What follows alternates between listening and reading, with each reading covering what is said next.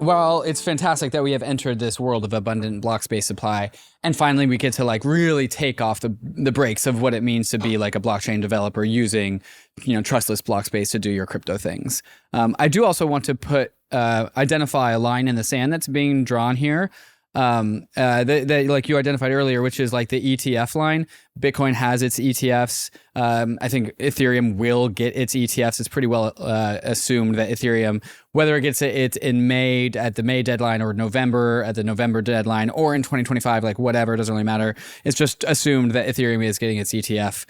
And then down below the ETH network in the market cap stack, like any other network is like minimum 3 years plus before getting an ETF, and 3 years is like very optimistic. Like first you have to get your futures ETF, and then you have to get your spot ETF.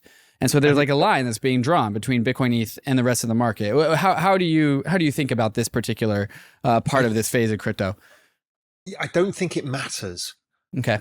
Between Bitcoin and ETH, you capture the essential entire narrative of the space, which is internet compute, the value layer of the internet, all of the big picture ETH stuff, and with the Bitcoin narrative, the store of value, the anti-debasement, the whatever, right?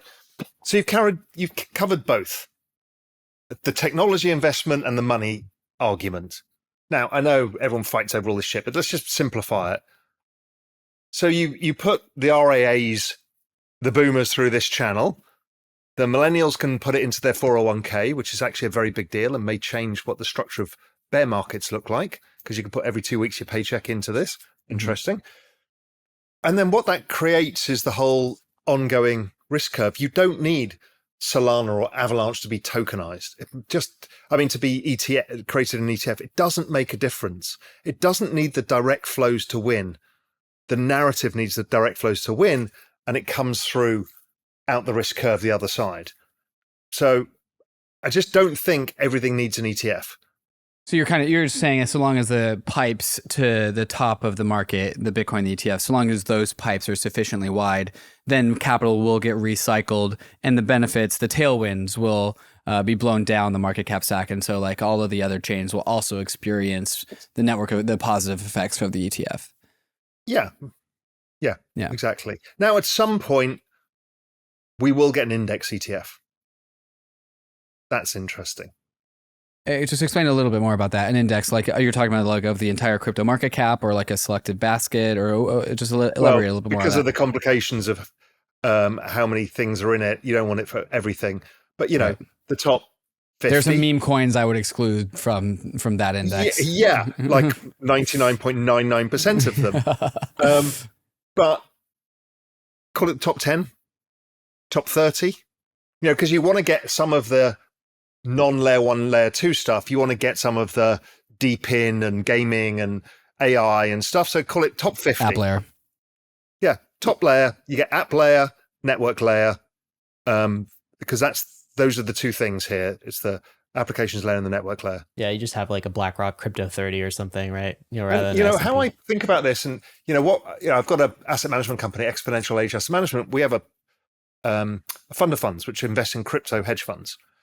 The entire thesis is this market is going from 2.7 trillion to call it 12 trillion this cycle to 100 trillion by maybe the end of the 3032 cycle. Wow.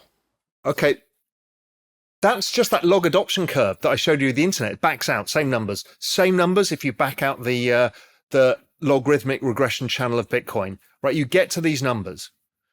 So this is, I think, in front of us, the largest, fastest accumulation of wealth in all human history.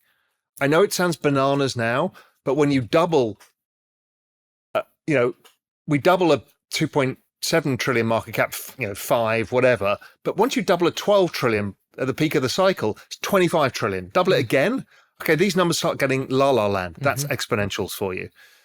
So you need to capture the two parts of this equation, which is the network layer, which is where that value really gets accrued, and the applications layer.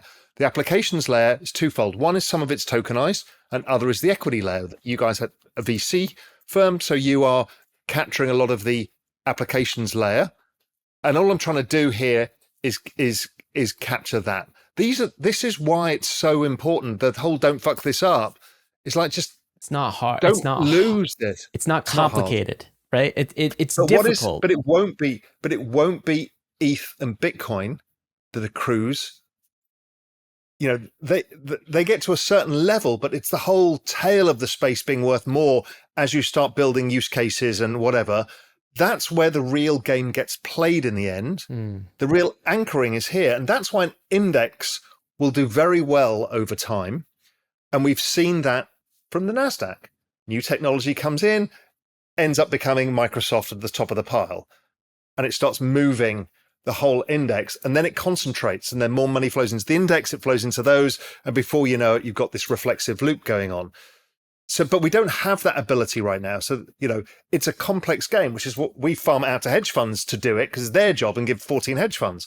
Other people, I mean, there is a tokenized, I haven't used it, but there is a tokenized index. Somebody's got a token. I don't know how legal it is, what we can do. There's also the Bitwise have got a product, but then those are closed-end funds, and that have its own set of problems. So it's not solved yet to make it super easy. If you enjoyed all of that, then you'll absolutely love the Bankless newsletter. Join over 300,000 fellow readers, all for free. Click below to sign up.